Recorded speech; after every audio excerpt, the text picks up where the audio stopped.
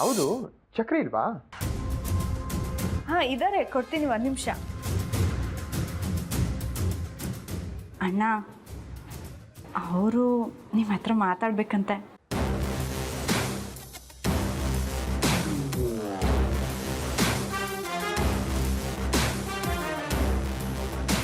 ಹೇಳಿ ಮಿಸ್ಟರ್ ಆದಿತ್ಯ ಅವರೇ.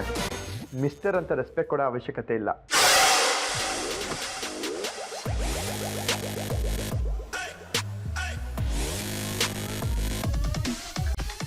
ಆದಿ ಅಂತ ಕರೆದು ಸಾಕು. ಈಗ ರೆಸ್ಪೆಕ್ಟ್ ಕೊಡೋದ್ರಿಂದ ಏನೂ ತೊಂದರೆ ಆಗಲ್ಲ. ಯಾಕಂದರೆ ಮುಂದೆ ನಮ್ಮಿಬ್ಬರ ಮಧ್ಯೆ ರೆಸ್ಪೆಕ್ಟ್ ಇಲ್ಲದ ಮಾತುಗಳು ತುಂಬ ಇರುತ್ತವೆ. ಅದಕ್ಕೆ ಅಂದರೆ ನೀವು ಜಾಸ್ಗೆ ಅಣ್ಣ ಅಂದಮೇಲೆ ನನಗೆ ಬಾಮೈದ, ಬಾಮೈದನ ಮಧ್ಯೆ ರೆಸ್ಪೆಕ್ಟ್ ಇದ್ದ ಮಾತುಕತೆಯಲ್ಲಿರುತ್ತೆ ಅಲ್ವಾ? ಕ್ಲೋಸ್ ಫ್ರೆಂಡ್ಸ್ ಇದ್ದಾಗಲ್ವಾ? ನೀವು ಹಾಗೆ ಹೇಳಿದ್ರಾ? ನೀವು ಸಖತ್ ಪಂಚಾಗಿ ಮಾತಾಡ್ತೀರಾ. ಬರೀ ಪಂಚಾಗ ಮಾತಾಡೋದಲ್ಲ, ಮಾತಲ್ಲೇ ಪಂಚರ್ ಮಾಡ್ತೀನಿ. ಹೌದು, ಜಾಸ್ಮಿನ್ ನಿಮ್ಮಲ್ಲಿ ತುಂಬ ಪ್ರೀತಿ ಇಟ್ಕೊಂಡಿದ್ದಾಳೆ. ಆ್ಯಕ್ಚುಲಿ ಅವಳಿಗೆ ನನಗಿಂತ ಜಾಸ್ತಿ ನಿಮ್ಮ ಮೇಲೆ ಅಭಿಮಾನ. ಹಾಸ್ಪಿಟ್ಲಿಗೆ ಬರಲೇ ಇಲ್ಲ ನೀವು? I am so sorry sir. ನಾನು ಬರಬೇಕು ಅಂತಲೇ ಇದ್ದೆ, ಅದೇ ಯಾವುದೋ ಕೆಲಸದಲ್ಲಿ ಬ್ಯುಸಿ ಆಗಿಬಿಟ್ಟೆ. ನಾಳೆ ಖಂಡಿತವಾಗ್ಲೂ ಬರ್ತೀನಿ. ಬನ್ನಿ, ನೀವು ಬರೋದನ್ನೇ ಕಾಯ್ತಾ ಇರ್ತೀನಿ ನಾನು. ಓ ಶ್ಯೂರ್, ನಾನು ನಿಮ್ಮನ್ನ ಎಷ್ಟು ಬೇಗ ನೋಡ್ತೀನಿ ಅಂತ ಕಾಯ್ತಾ ಇದ್ದೀನಿ. ಬೆಂಕಿಗೆ ಬೀಳೋದಕ್ಕೆ ಎಷ್ಟೊಂದು ಅವಸರ ಅಲ್ವಾ ನಿಮಗೆ? ಏನಂದ್ರಿ ನೀವು? ಬೆಂಕಿ ಥರ ದಗದಗ ಅಂತಲೇ ಮಾತಾಡ್ತೀರಾ ಅಂತ ಹೇಳಿದೆ. ಹೌದಾ? ನಾನು ಸ್ವಲ್ಪ ಹಾಗೆ. ಸರಿ, ನಾಳೆ ಮೀಟ್ ಮಾಡೋಣ. See you soon. Bye. Bye. ಏನು ಹೇಳ್ದೆ ಆಡಿ? ಸಾಧ್ಯವಾದರೆ ಬರ್ತೀನಿ ಅಂತ ಹೇಳಿದ್ರು. ಜಾಸ್, ನೀನು ಅವ್ರ ಮೇಲೆ ಎಷ್ಟು ಪ್ರೀತಿ ಅಭಿಮಾನ ಇಟ್ಕೊಂಡಿದ್ಯೋ ಅವ್ರಿಗೆ ನಿನ್ನ ಮೇಲೆ ಅಷ್ಟಿಲ್ಲ ಅನ್ಸುತ್ತೆ. ಏನು ಹೇಳ್ತಾ ಇದ್ರ ಚಕ್ರಿ? ಆಡಿಗೆ ನಾನು ಅಂದರೆ ತುಂಬ ಇಷ್ಟ. ಹಾಗಿದ್ದಿದ್ರೆ ನೀನು ಕಾಲ್ ಮಾಡಿ ಹಾಸ್ಪಿಟ್ಲಿಗೆ ಬಾ ಅಂತ ಕರೆದ ತಕ್ಷಣ ಬರಬೇಕಿತ್ತಲ್ವಾ? ನೀನು ಅವ್ರನ್ನ ತಪ್ಪಾಗಿ ತಿಳ್ಕೊಂಡಿದ್ಯಾ ಅನ್ನಿಸ್ತಿದೆ. ನೋ, ನಾನು ತಪ್ಪಾಗಿ ತಿಳ್ಕೊಂಡಿಲ್ಲ. ನೀವು ಈ ರೀತಿ ಆಡಿ ಮೇಲೆ ಸಂಶಯ ಪಡಬೇಡಿ. ಅವ್ನಿಗೇನೋ ಕೆಲಸದ ಒತ್ತಡದಿಂದ ಬರೋಕ್ಕಾಗಿಲ್ಲ ಅನ್ಸುತ್ತೆ. ಇನ್ ಕೇಸ್ ಅವನಿಗೆ ನನ್ನ ಮೇಲೆ ಕನ್ಸರ್ನ್ ಇಲ್ಲದೆ ಇದ್ದಿದ್ರೆ ಅವ್ನು ಫೋನ್ ಮಾಡ್ತಿದ್ನಾ, ಡ್ಯಾಡ್ ಹೆಲ್ತ್ ಬಗ್ಗೆ ವಿಚಾರಿಸ್ತಿದ್ನಾ? ಬೇಕಾದರೆ ನಾಳೆ ನಾನು ಅವನಿಗೆ ಫೋನ್ ಮಾಡಲ್ಲ. ನೋಡಿ, ಅವ್ನು ಖಂಡಿತವಾಗ್ಲೂ ಹಾಸ್ಪಿಟ್ಲಿಗೆ ಬಂದೇ ಬರ್ತಾನೆ. ಓ, ನೋಡೋಣ. ಅಕಸ್ಮಾತ್ ಅವ್ರೇನಾದರೂ ಹಾಸ್ಪಿಟ್ಲಿಗೆ ಬಂದರೆ ನಿನಗೆ ಅವ್ರ ಮೇಲೆ ಎಷ್ಟು ಪ್ರೀತಿ ಅಭಿಮಾನ ಇದೆಯೋ ಅವ್ರಿಗೂ ನಿನ್ನ ಮೇಲೆ ಅಷ್ಟೇ ಪ್ರೀತಿ ಅಭಿಮಾನ ಇದೆ ಅಂತ ಅರ್ಥ. Okay okay, let's see.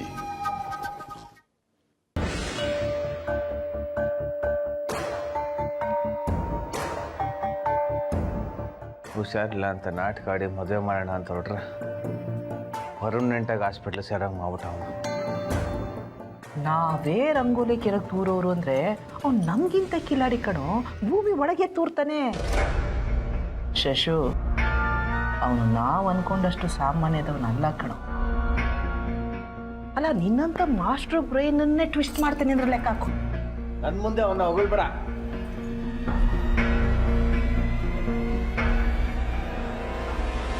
ನನ್ನ ಮಗಳು ಸೆಂಟಿಮೆಂಟ್ ಇಟ್ಕೊಂಡು ನಾನು ಆಟ ಆಡಿಸ್ತಾ ಇದ್ದೆ ನಾನು. ಶಶಾಂಕ್, ಗುಡ್. ಕರೆಕ್ಟಾಗೆ ಪಾಯಿಂಟ್ ಔಟ್ ಮಾಡಿದ್ದೀರಾ. ಬಟ್ ಮೇನ್ ಪಾಯಿಂಟ್ ಒಂದಿದೆ, ಅದನ್ನೇ ಮರ್ತು ಬಿಟ್ಟಿದ್ದೀರಾ. ಬರೀ ನಿಮ್ಮ ಮಗಳ ಮೇಲಿರೋ ಸೆಂಟಿಮೆಂಟ್ ಇಟ್ಕೊಂಡು ನಿಮ್ಮನ್ನು ಆಟ ಆಡಿಸ್ತಿಲ್ಲ. ನಿಮ್ಮ ಮಗ ಆದಿತ್ಯನ ಮೇಲಿರೋ ಸೆಂಟಿಮೆಂಟು ನನಗೆ ತುಂಬ ಹೆಲ್ಪ್ ಮಾಡ್ತಿದೆ. ಆ ಚಕ್ರಿ ನಮ್ಮ ಜಾಸ್ಮಿನ್ಗೆ ಅದು ಏನು ಮರಳು ಮಾಡಿದಾನೋ ಏನೋ ಕಣ್. ಈ ಪುಂಗಿನ ಅದಕ್ಕೆ ಹಾವು ತಲೆ ಅಲ್ಲಾಡಿಸ್ತದಲ್ಲ, ಅವ್ನು ಏನೇ ಹೇಳಿ ಇವಳು ತಲೆ ಅಲ್ಲಾಡಿಸ್ತಾಳೆ. ಇವಳಿಗೆ ಏನಾಗಿದೆಯೋ ನಂಗೆ ಗೊತ್ತಾಗ್ತಿಲ್ಲ ಕಣೋ. ಅವಳಂಗಿರೋದ್ರಿಂದಾನೆ ನನಗೆ ಇವತ್ತು ಈ ಗತಿ ಬಂದಿರೋದು. ಆದಿ ಇದ್ದಿದ್ರೆ ಇದೆಲ್ಲ ಆಗ್ತಾನೆ ಇರಲಿಲ್ಲ. ನನಗೇನು ಔಷಧಿ ಕೊಡ್ತಾರೆ ಗೊತ್ತಾ ನಿನಗೆ? ಅಯ್ಯೋ, ನನಗೇನು ಗೊತ್ತು ಏನು ಕೊಡ್ತಾರೆ ಅಂತ. ನನ್ನ ಮೇಲೆ ಯಾಕೋ ರೇಗಾಡ್ತೀಯಾ? ಆದಿನ ಕರ್ಸೋಣ ಅಂದರೆ ಇಲ್ಲ ಜಾಸ್ಮಿನ್ ಇಲ್ಲೇ ಇರ್ತಾಳೆ, ಇಲ್ಲ ಚಕ್ರಿ ಇರ್ತಾನೆ. ಏನು ಮಾಡಬೇಕು ಅಂತ ಗೊತ್ತಾಗ್ತಾ ಇಲ್ಲ ನನಗೆ. ಯೋಚನೆ ಮಾಡ್ಬಿಡ ಕಣೋ ಶಶು. ನಾಳೆ ಹೊತ್ತಿಗೆ ಏನಾದರೂ ಡಿಸ್ಚಾರ್ಜ್ ಮಾಡಿಲ್ಲ ಅಂದರೆ ನಾನೇ ಹೋಗಿ ಆದಿನ ಮೀಟ್ ಮಾಡಿ ಎಲ್ಲ ವಿಷಯನೂ ಹೇಳ್ಬಿಟ್ಟು ಬರ್ತೀನಿ. ನೀವೇನು ಹೋಗಿ ಅವನ್ನ ಮೀಟ್ ಮಾಡೋದು? ನಾಳೆ ಅವನೇ ಇಲ್ಲಿಗೆ ಬರ್ತಿದ್ದಾನೆ. ಕಣ್ ತುಂಬ ನೋಡಿ, ಬಾಯಿ ತುಂಬ ಮಾತಾಡಿ.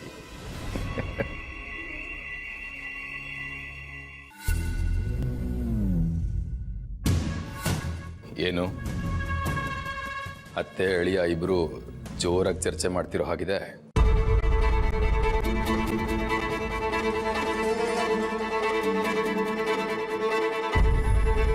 ಯಾಕೆ ಹಾಗೆ ನೋಡ್ತಾ ಇದ್ದೀರಾ? ಚಕ್ರಿ, ನೀನು ಮನೆಗೆ ಹೋಗಿಲ್ವಾ? ಇಲ್ಲೇ ಇರ್ತೀನಿ.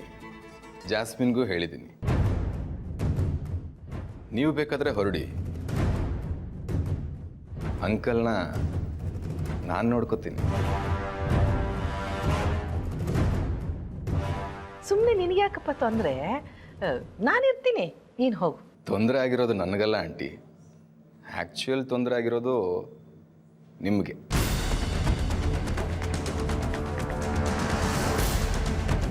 ಅಲ್ಲ, ನೀವು ಇಲ್ಲಿದ್ದು ಯಾಕೆ ತೊಂದರೆ ತಗೋತೀರಾ? ಪಾಪ ಮನೆಯಲ್ಲಿ ಜಾಸ್ಮಿನ್ ಮತ್ತು ಅನನ್ಯ ಇಬ್ಬರೇ ಇದ್ದಾರೆ. ಇಂಥ ಟೈಮಲ್ಲಿ ಮದುವೆ ಆಗದೆ ಇರೋ ಹೆಣ್ಮಕ್ಳ ಜೊತೆ ನೀವಿದ್ರೆ ಚೆನ್ನಾಗಿರುತ್ತೆ. ನಾನಿದ್ರೆ ಏನು ಚೆನ್ನಾಗಿರುತ್ತೆ ಅಲ್ವಾ ಆಂಟಿ? ಅಲ್ಲ, ಹೋಗೋದಕ್ಕೆ ನಿಮ್ಗೆ ತೊಂದರೆ ಆದರೆ ಹೇಳಿ, ನಾನೇ ಹೋಗ್ತೀನಿ. ಹೊರಡ್ಲಾ? ಅತ್ತೆ, ನೀವು ಹೊರಡಿ, ಚಕ್ರಿ ಇಲ್ಲೇ ಇರಲಿ.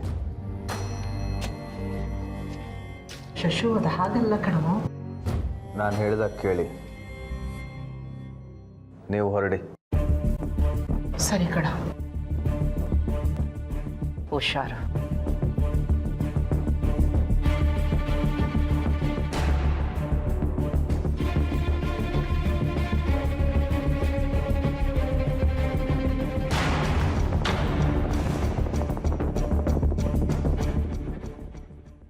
ಜ್ಯೂಸ್ ಕುಡಿತೀರಾ? ಬೇಡ. ಓಕೆ, ಬೇಡ ಬಿಡಿ. ಯಾವಾಗ ಡಿಸ್ಚಾರ್ಜ್ ಮಾಡ್ತಾರೆ ನನ್ನ? ಇನ್ನೊಂದು 2, 3, 4, 5 ದಿವಸ. 2, 3, 4, 5 ಕರೆಕ್ಟಾಗಿ ಹೇಳು. ಅದೇ ಅಂಕಲ್, ನನಗೂ ಸರಿಯಾಗಿ ಗೊತ್ತಿಲ್ಲ. ಮೋಸ್ಟ್ಲಿ ICUಲೂ ಇರಬೇಕಾಗತ್ತೆ ನೀವು. ಹಾಗಂತ ನಾನು ಹೇಳಿದ್ದಲ್ಲಪ್ಪ, ಡಾಕ್ಟರ್ ಹೇಳಿದ್ದು. ಈಗ ನನಗೇನಾಗಿದೆ ಅಂತ ಅಡ್ಮಿಟ್ ಮಾಡಿರೋದಿಲ್ಲಿ.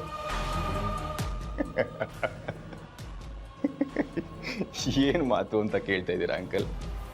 ನಿಮಗೆ ಏನಾಗಿದೆ ಅಂತ ನಿಮಗೆ ಗೊತ್ತಿಲ್ವಾ? ಹುಷಾರಿಲ್ಲ ಅಂತ ಹೇಳಿದ್ದು ನೀವು, ಈಗ ನನಗೇನಾಗಿದೆ ಅಂತ ನನ್ನನ್ನು ಕೇಳ್ತಾ ಇದ್ದೀರಲ್ಲ ಅಂಕಲ್. ಹೌದು, ನಿಮಗೆ ನಿಜವಾಗ್ಲೂ ಹುಷಾರಿಲ್ವಾ?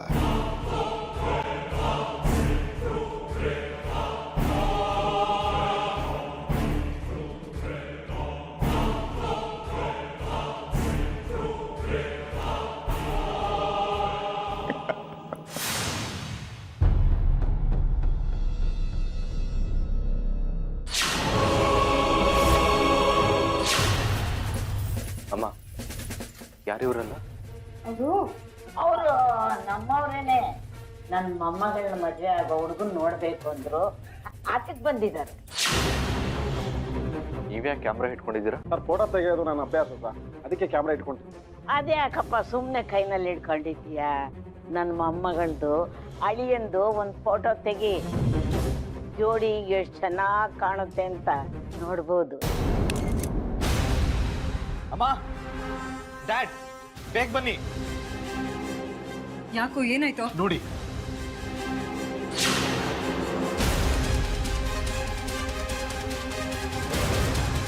ಯಾರು ಇದನ್ನ ಹಾಕ್ಸಿದ್ದು? ಇನ್ಯಾರು? ಮನೆಗೆ ಬಂದು ಸೇರ್ಕೊಂಡಿದ್ದಾರಲ್ಲ, ಆ ಅಜ್ಜಿ ಮೊಮ್ಮಗಳು. ಅವ್ರು ಇದನ್ನ ಹಾಕ್ಸಿದಾರೆ ಅಂದ್ರೆ ನಂಬೋದಕ್ಕೆ ಆಗ್ತಿಲ್ಲ. ನಂಬೇಕು. ನೆನ್ನೆ ಅಜ್ಜಿ ಯಾರೋ ಇಬ್ರನ್ನ ಕರ್ಕೊಂಡ್ ಬಂದಿದ್ರಲ್ಲ, ಫೋಟೋ ಗಿಟೋ ತಗೊಂಡು ಹೋದ್ರು. ಅವ್ರದ್ದೇ ಕೆಲಸ ಇದು. ನಾನೇ ಹಾಕ್ಸಿದ್ದು. ಏನೀಗ?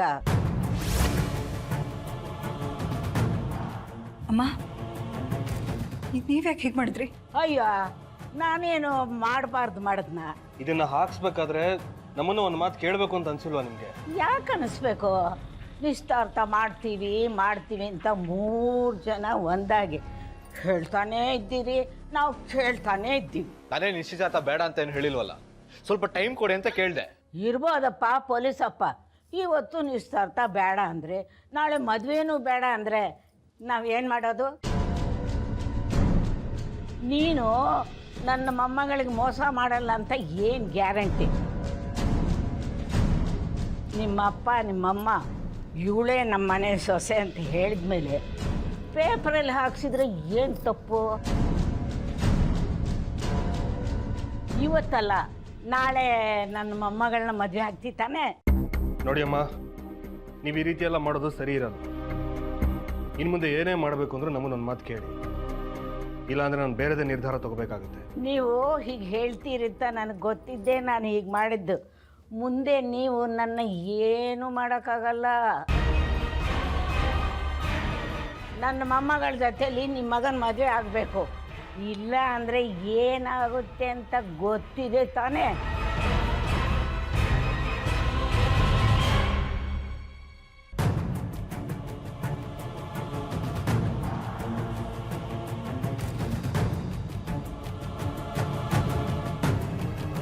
ಆರ್ತಿ, ನಿಂತ್ಕೊಳ್ಳಮ್ಮ, ನಿನ್ನ ಹತ್ರ ಸ್ವಲ್ಪ ಮಾತಾಡಬೇಕು. ನಿಮ್ಮ ಮಗ ನಿಶ್ಚಿತಾರ್ಥ ಬೇಡ ಅಂದಾಗಲೇ ನನಗೆ ಅನುಮಾನ ಇತ್ತು, ಯಾಕವನು ಮದುವೆ ಬೇಡ ಅಂತ ಇದ್ದಾನೆ ಅಂತ. ನಾನೇ ಪೇಪರ್ನವನ್ನ ಕರೆಸಿ ಮದುವೆ ವಿಷಯ ಮಾತಾಡಿ ಆರ್ಯ ಸ್ವಾತಿ ಫೋಟೋ ತೆಗೆಸಿ ಪೇಪರ್ಗೆ ಹಾಕ್ಸಿದ್ದು. ನೀವೇನಾದರೂ ಮದುವೆಗೆ ಒಪ್ಪಲಿಲ್ಲ ಅಂದರೆ ನಿಮ್ಮ ಮನೆಯವ್ರ ಮೇಲೆ ಕೇಸ್ ಹಾಕಿ ನಿಮ್ಮ ಮನೆ ನೆಮ್ಮದಿ ಹಾಳು ಮಾಡಿ ನಿಮ್ಮನ್ನೆಲ್ಲ ಜೈಲ್ಗೆ ಹಾಕಿಸ್ತೀವಿ. ಅಲ್ಲಮ್ಮ, ನೀವು ಬೇಗ ನಿಮ್ಮ ಮಗನ ಮದುವೆಗೆ ಒಪ್ಪಿಸಿ ಮದುವೆ ಮಾಡಿದ್ರೆ ಸರಿ, ಇಲ್ಲ ಅಂದರೆ ನಾನು ಏನಾಗ್ತೀನಿ ಏನೋ ನನಗೆ ಗೊತ್ತಿಲ್ಲ.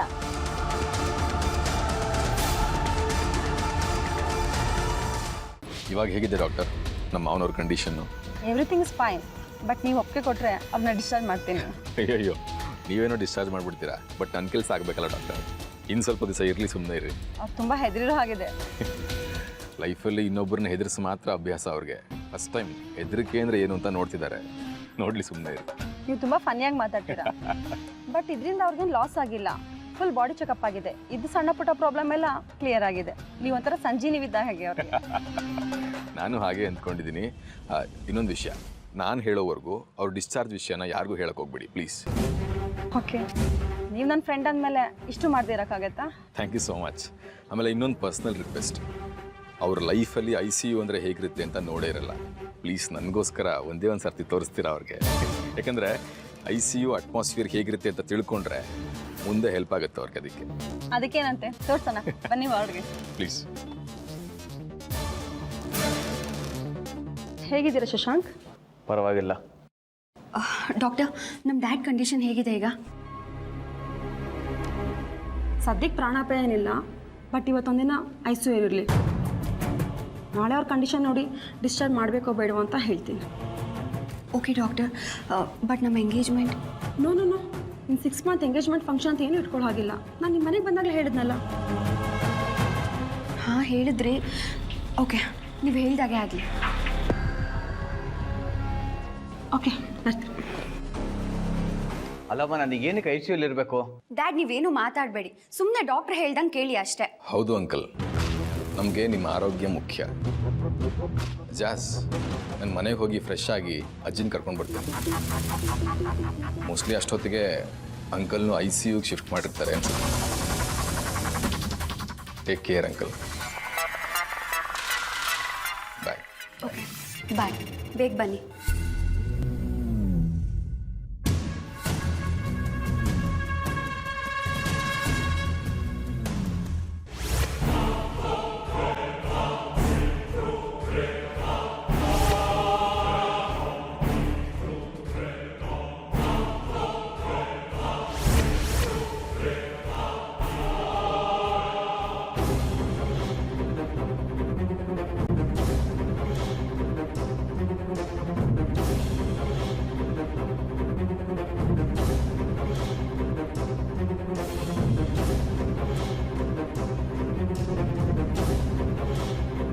ಇದು ಟೈಮ್ ಅಂದರೆ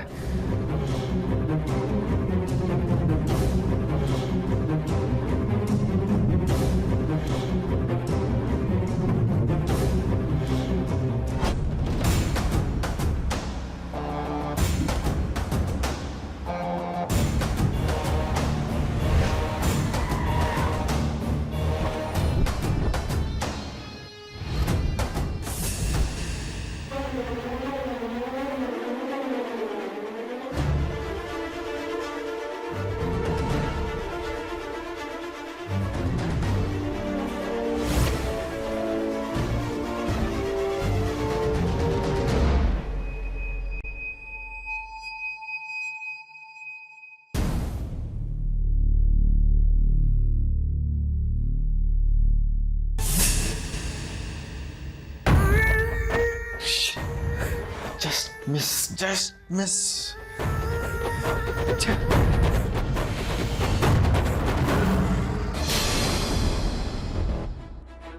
ಯಾಕೆ ಹೀಗೆ ಮಾಡ್ತಾ ಇದ್ದೀರಾ? ನಿನ್ನನ್ನು ತುಂಬ ಒಳ್ಳೆ ಹುಡುಗಿ ಅಂತ ಅಂದ್ಕೊಂಡಿದ್ದೆ. ನಮ್ಮ ಸ್ವಂತ ಮಗಳ ಹಾಗೆ ನಿನ್ನನ್ನು ನೋಡ್ಕೊಂಡಿದ್ದೀವಿ. ಆದರೂ ನೀನು ಅಜ್ಜಿ ಸೇರಿಕೊಂಡು ನಮಗೆ ಯಾಕಿಷ್ಟು ತೊಂದರೆ ಕೊಡ್ತಾ ಇದ್ದೀರಾ? ಹೇಳು ಸ್ವಾತಿ, ಆರ್ಯ ನಿನ್ನ ತುಂಬ ಪ್ರೀತಿಸ್ತಾ ಇದ್ದ. ಈಗ ನೋಡಿದ್ರೆ ಇದ್ದಕ್ಕಿದ್ದಾಗೆ ನಿಶ್ಚಿತಾರ್ಥ ಬೇಡ ಅಂತ ಹೇಳ್ತಾ ಇದ್ದಾನೆ. ನಿಜವಾಗ್ಲೂ ನಂಗೇನೋ ಗೊತ್ತಿಲ್ಲ ಆಂಟಿ. ನಿನಗೆ ಗೊತ್ತಿದೆ, ಅಜ್ಜಿ ಮೊದಲು ಮನೆಗೆ ಬಂದಾಗ ಹೀಗಿರಲಿಲ್ಲ. ಇದಕ್ಕಿದ್ದಾಗ ಏನೋ ಬದಲಾವಣೆ ಆಗಿದೆ. ಅದಕ್ಕೆ ಕಾರಣ ಏನು? ಆ ಅಜ್ಜಿ ಯಾರು? ಅವರು ನಿನಗೆ ಬ್ಲ್ಯಾಕ್ ಮೇಲ್ ಮಾಡಿ ನಮಗೇನಾದರೂ ತೊಂದರೆ ಕೊಡಬೇಕು ಅಂತಿದ್ದಾರಾ? ಏನಾದರೂ ಹೇಳು ಸ್ವಾತಿ. ನೀನು ಹೀಗೆ ಮೌನವಾಗಿದ್ದರೆ ಆರ್ಯ ನಿನ್ನ ಮದುವೆ ಆಗಲ್ಲ. ಅವನ ಮನಸ್ಸನ್ನು ಬದಲಾಯಿಸೋದಕ್ಕಿಂತ ಮುಂಚೆ ನೀನು ಸತ್ಯನ ಒಪ್ಕೊಂಡು ನಾವಿಬ್ಬರು ನಿನ್ನ ಜೊತೆಗಿದ್ದೀವಿ.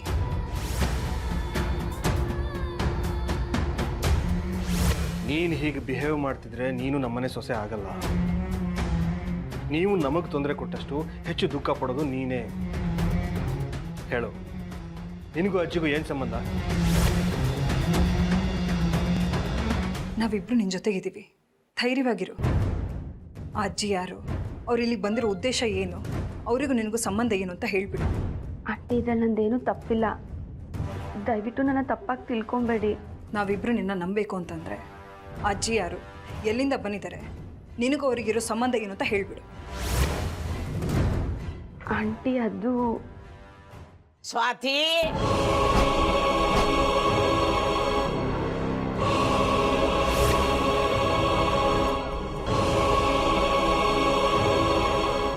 ಹಾ, ಗಂಡ ಹೆಂಡತಿ ಇಬ್ರು ಸೇರ್ಕೊಂಡು ನನ್ನ ಮೊಮ್ಮಗಳನ್ನ ಹೆದರಿಸಿ ಮದುವೆಗೆ ಒಪ್ಪದೆ ಇರೋಗ ಮಾಡ್ತಾ ಇದ್ದೀರಾ? ನೋಡು, ನನ್ನ ಮೊಮ್ಮಗಳನ್ನ ಈ ಮನೆ ಸೊಸೆ ಮಾಡ್ಕೋತೀನಿ ಅಂತ ಹೇಳಿದ್ದು ಪೇಪರಲ್ಲಿ ಬಂದಿದೆ. ನೀವೇನಾದರೂ ಮದುವೆ ಮಾಡೋದಕ್ಕೆ ಹಿಂದೇಟು ಹಾಕಿದ್ರೆ ಮುಂದೆ ಬರೋ ತೊಂದರೆಗಳಿಗೆ ನಾನು ಜವಾಬ್ದಾರಿ ಅಲ್ಲ.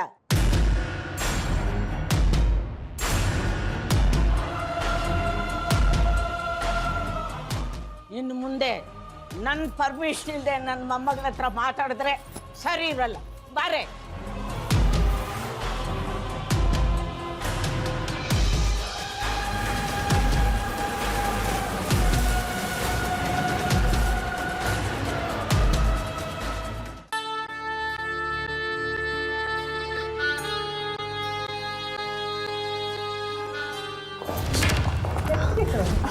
ಡ್ಯಾಡ್, ಎಡವು ಬಿಡ್ತೀರಾ ಡ್ಯಾಡ್? ಹುಷಾರು. ಏನಾಗಿದೆ ನನಗೆ? ಅಲ್ಲ ಡ್ಯಾಡ್, ನೀವು ಎಡವ್ತೀರಾ ಅಂತ ಅದಕ್ಕೆ. ನಾನು ಬಿದ್ದೋಗ್ತೀನಾ? ಏನಾಗಿಲ್ಲ ನನಗೆ. ಡ್ಯಾಡ್, ಯಾಕೆ ಡ್ಯಾಡ್ ಈ ಥರ ಕೋಪ ಮಾಡ್ಕೊಳ್ತಾ ಇದ್ದೀರಾ? ಅದು ಅಲ್ಲದೆ ನಿಮಗೆ BP ಇದೆ ಅಂತ ಡಾಕ್ಟರ್ ಹೇಳಿದ್ದಾರೆ. BP-ನೂ ಇಲ್ಲ, ಏನೂ ಇಲ್ಲ. ನಾನು ಫಿಟ್ ಆಗೇ ಇದ್ದೀನಿ ನೋಡು. ಏನಾಗಿದೆ ನನಗೆ? ಫಿಟ್ ಆಗಿಲ್ವಾ? ನಾನು ನಡೀತಾ ಅಲ್ವಾ?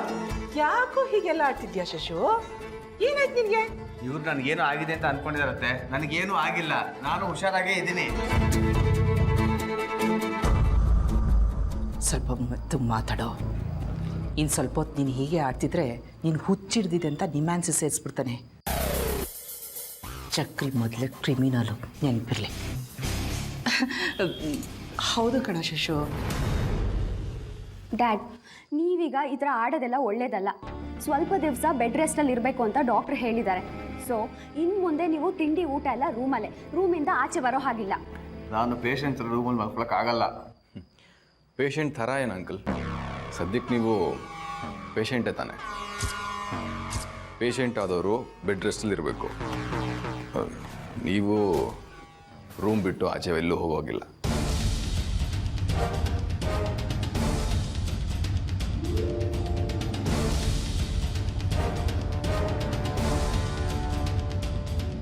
ಅದೇಗೆ ಸಾಧ್ಯ?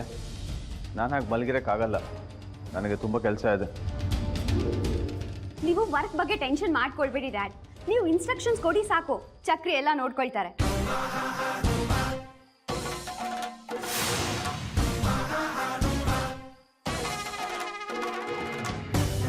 ಜೊತೆಗೆ ನಾನು ಇದ್ದೀನಲ್ಲ, ಎಲ್ಲ ಮ್ಯಾನೇಜ್ ಮಾಡ್ತೀವಿ. ನೋಡಿ ಡ್ಯಾಡ್, ಮತ್ತೆ ಡಾಕ್ಟರ್ ನಿಮ್ಮನ್ನ ಟೆಸ್ಟ್ ಮಾಡಿ ನೀವು ನಾರ್ಮಲ್ ಆಗಿದ್ದೀರಾ ಅಂತ ಹೇಳೋ ತನಕ ನೀವು ಹಾಸಿಗೆ ಬಿಟ್ಟು ಹೇಳೋ ಆಗಿಲ್ಲ. ಓಕೆ?